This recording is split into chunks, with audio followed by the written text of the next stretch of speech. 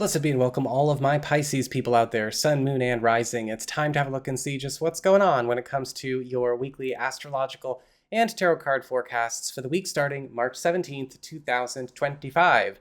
And just a quick reminder for everybody out there, if you ever want to get a personal reading with me, just need to go on ahead to my website, integrativemysticism.com, or you can follow the links in the down bar below. And for those of you who are between the ages of 38 and 44 and were ever curious about the Pluto square, an astrological transit that basically runs throughout this window of our lives, those of us who are in this age range, might want to check out my most recent video all about the Pluto square as told through the context of Buffy the Vampire Slayer.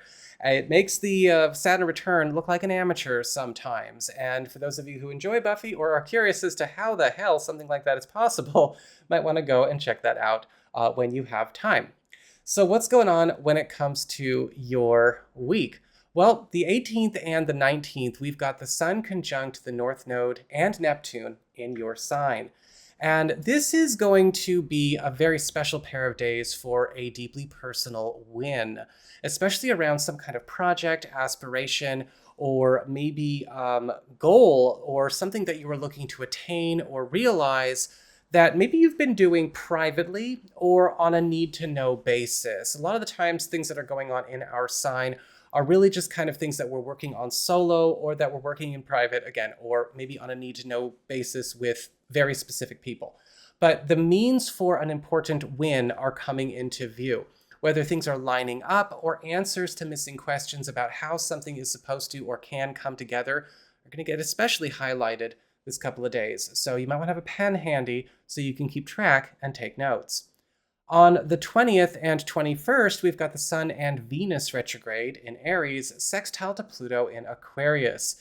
And this is a weird combo of planets, especially with Venus being retrograde. And this couple of days could be very awkward to navigate, but still actually good because we're seeing a lot of pieces on the board, especially around financial matters and possibly even some matters of your past or personal history coming up to have a lot of things switched up. Bad eggs, bad actors, bad plans, bad decisions switched out for the good.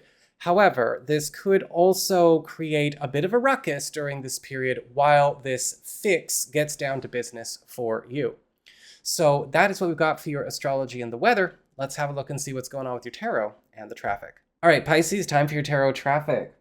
And it looks like for your big spiritual theme, your big focus, you've got the Seven of Cups upright.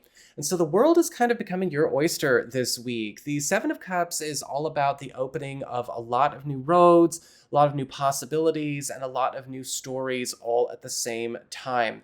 If you have been maybe at a space in your life where you've been kind of confined or feeling like maybe a lot of your roads or your plans or your goings on have been kind of limited or confined, the Seven of Cups can be a really, really good card because especially when it comes to finding out ways to explore roads, to make things that you want to have happen that maybe have been out of your awareness or have just not been available, whether it's because the way, the resources, or whatever just weren't there or fathomable. With the Seven of Cups, however, it's a different story as you go through this week, even when it comes to seeing what options you have that you maybe didn't know you had or didn't have before. Just make sure that you're being discerning and you're being careful. You know how to filter while you give fair and balanced considerations to what comes up. For your Earth sector, when it comes to your work, job, and finances, you've got the Knight of Swords reversed. Now, financially, this week is actually going to be really good for you because upright and reversed, the Knight of Swords is still a good card when we're just talking about cold, hard cash. When we're talking about work hours, when we're talking about productivity, it's still good. However, when it comes to the Knight of Swords reversed, what we're being cautioned about is possibly a professional relationship or maybe a financial relationship or somebody we have a financial arrangement or understanding with that could be stirring up trouble, either because of their own erratic behavior or possibly poor choices or even becoming hostile or aggressive with you or around a financial or professional subject. And with the Knight of Swords reversed, it is not a peril that you want to necessarily welcome at this point in time. Whatever the case is with the Knight of Swords reversed, I get the feeling of somebody that is, again, going into sort of that sort of manic, erratic, aggressive place. And this is not something you want to hold close this week. For your community with friends, relatives, allies, and other people in your life, you've got the Queen of Swords upright. And the Queen of Swords is indicating some kind of important help coming in the form of somebody that we could consider to be maybe a little bit more of a tough cookie, kind of badass, kind of personality. A lot of the times with the Queen of Swords, we see somebody stepping forward to help to bring an answer, solve a problem, or to unravel maybe a mystery, a riddle, or a challenge that we have been dealing with.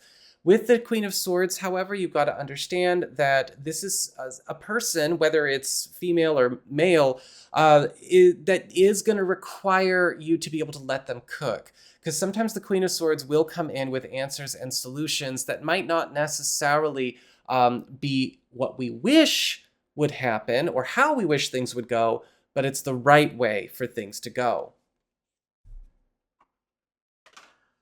For your challenge this week, you've got the Three of Swords upright.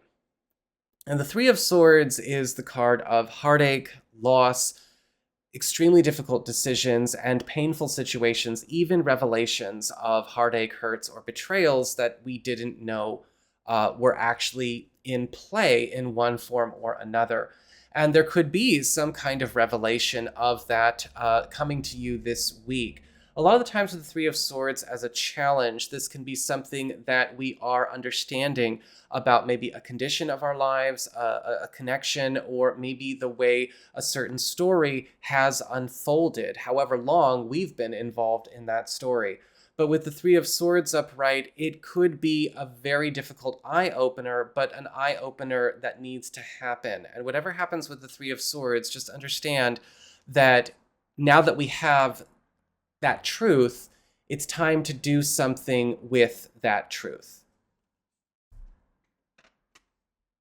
And for your relationships with love, romance, and partnerships, you've got the Ace of Pentacles in reverse. And the Ace of Pentacles reversed is all about something that could be either going into a state of decline or degradation, or possibly something that is maybe running the risk of failing us in some way. More often than not, this is something that maybe is a reveal that a road or maybe an investment that we, a significant other, or us as a pair have been investing in for the future, or maybe even something that we have been, sinking a lot of ourselves into in the past, is proving to be either working against us or is not going to show up or turn out the way we thought. And we might have to be ready to go back to a drawing board or reassess where we want to go from here.